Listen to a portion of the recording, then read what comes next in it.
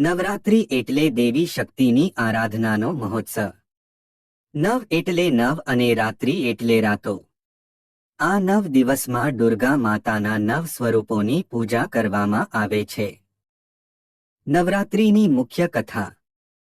એક સમય હતો જ્યારે ભયંકર અસુર મહિષાસુરાએ ખૂબ તપ કરી અને બ્રહ્મા પાસે વરદાન મેળવ્યું કે તેને કોઈ દેવતા કે માણસ મારશે નહીં. વરદાન મળ્યા પછી મહિષાસુર બહુ શક્તિશાળી બન્યો અને સ્વર્ગલોક પર આક્રમણ કરી દેવતાઓને હરાવી દીધા. બધા દેવતાઓ દુઃખી થઈને વિષ્ણુ અને શિવા પાસે ગયા.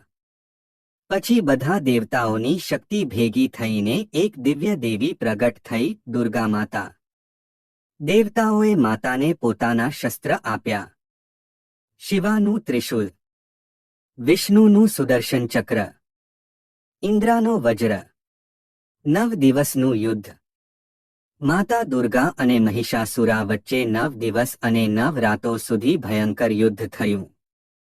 દરેક દિવસે માતાએ અલગ અલગ શક્તિ સ્વરૂપ ધારણ કર્યા. અંતે 10મો દિવસ માતાએ મહિષાસુરનો સંહાર કર્યો. આ દિવસને વિજયાદશમી કહેવામાં આવે છે, જે સત્યની અસત્ય પર જીત દર્શાવે છે. નવદુર્ગાના 9 સ્વરૂપ. 1 શૈલાપુત્રી, 2 બ્રહ્મચારિણી, 3 ચંદ્રઘંટા, 4 કુષ્માંડા, 5 સ્કૈંદમતા, 6 કાત્યાયની, 7 કલરાત્રી, 8 મહાગૌરી, 9 સિદ્ધિદાત્રી.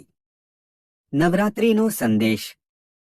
નવરાત્રિ આપણને શીખવે છે કે સારા પર હંમેશા જીત થાય છે.